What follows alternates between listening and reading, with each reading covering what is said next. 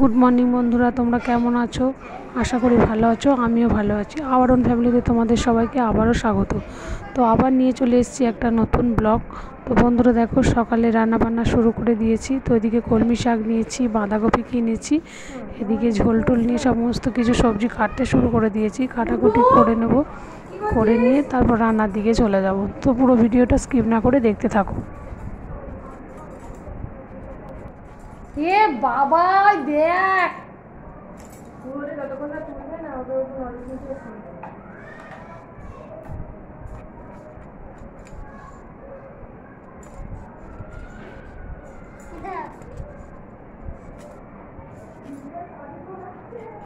তো বন্ধুরা দেখো, সবজি কাটা শেষের দিকে আজকে কী মেনু হবে সেটা তোমাদের দেখাবো।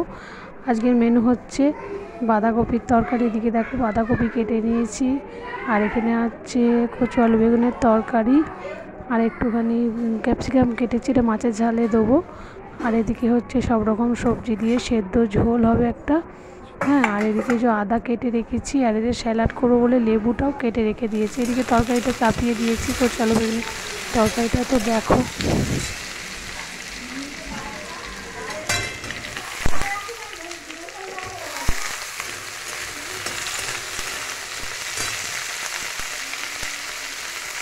দেখো বন্ধুরা, এদিকে কচু বেগুনের তরকারি রেডি হয়ে গেছে।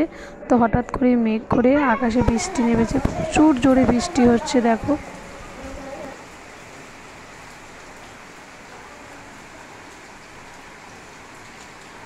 তো এদিকে বৃষ্টি হচ্ছে, বৃষ্টির মধ্যে আমার রান্নাবান্নাও কমপ্লিট হয়ে গেছে। তো দেখো এদিকে হচ্ছে শসা কেটে রেখেছি, লেবু রেখেছি, এতে পেঁয়াজ আর নুন দেওয়া নেই, এটা স্যালাড। এটা হচ্ছে লঙ্কা তেল আলু ভাতে, আর এটা সব রকম সবজি দিয়ে একটা ঝোল। এটা হচ্ছে কচু বেগুন আলুর তরকারি, আর এটা হচ্ছে মাছের ঝাল। আরও দুটো মেনু এখনও আছে, সেগুলো হচ্ছে মুসুরির ডাল। এই যে মুসুরির ডাল হয়ে গেছে, আর এদিকে বাঁধাকপির তরকারি। তো আজকের মেনু এইখান পর্যন্ত। তো দেখো বন্ধুরা, খাওয়া দাওয়া সব কমপ্লিট হয়ে গেছে। তো হঠাৎই বিকেলবেলা দেখি পেয়ারা গেছে, 3টি হনুমান এসে হাজির। দেখেছো কেমন পেয়ারা গেছে? পেয়ারাগুলো ছিঁড়ছে আর খাচ্ছে। তো ওরা নিজের মনের মতো করে খাচ্ছে।